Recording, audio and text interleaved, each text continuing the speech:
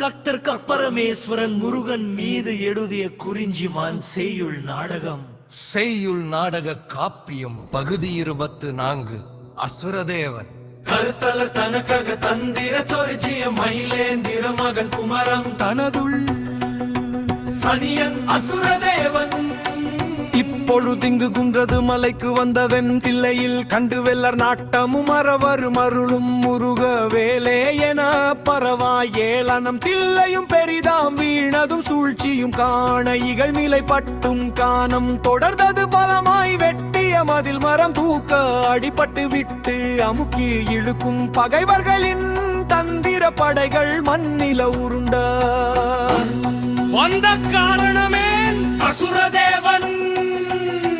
போற்றவாணி கேள் குறிஞ்சி நாடதற்கு வடமேல் வாய்ந்த செந்தூர் நாடென்றொரு நாடுள தன்றே எங்கள் சொந்த நாடுரித்தாம் அங்கு தரவு நாடையும் இரவு மேல் போவதும் பக்கில் பொரு வாக்கியம் வேண்டா சொல்லது சொல்ல அசுரதேவன்.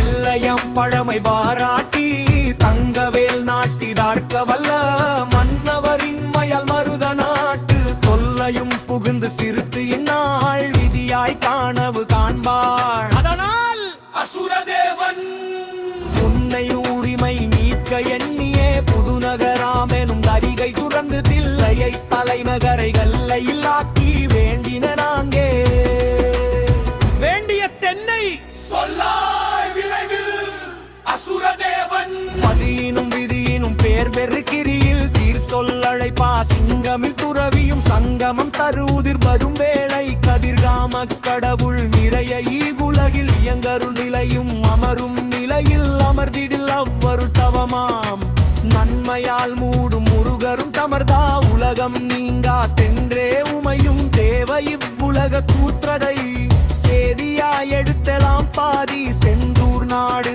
உடைமையாம் உரிமை காக்காளிப்பத கடமையன குழரும் மன்னவையின் கருத்து தெரிந்து மீளவே அனுப்பினன். விடிந்ததோ தருவனின் முற்றும் சொல்லுவார் அசுரதேவன். கேளும் ஒரு மொழி அறிந்திடும் அன்னே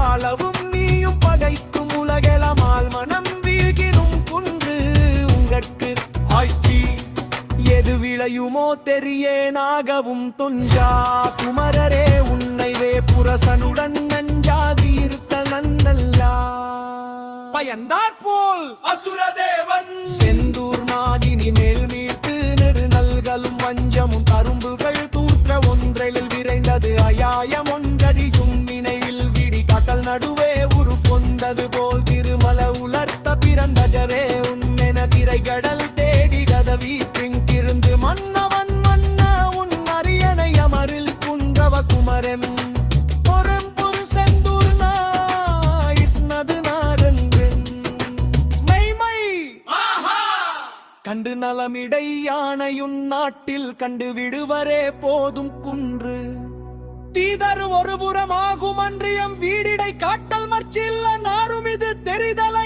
எவருக்கு மிரன் கொடாரிவது அசுரதேவன். தொழில் ஒழுப்பினிகின்ற நங்கவை காணுது நம் நலம் ஆகவும் நடு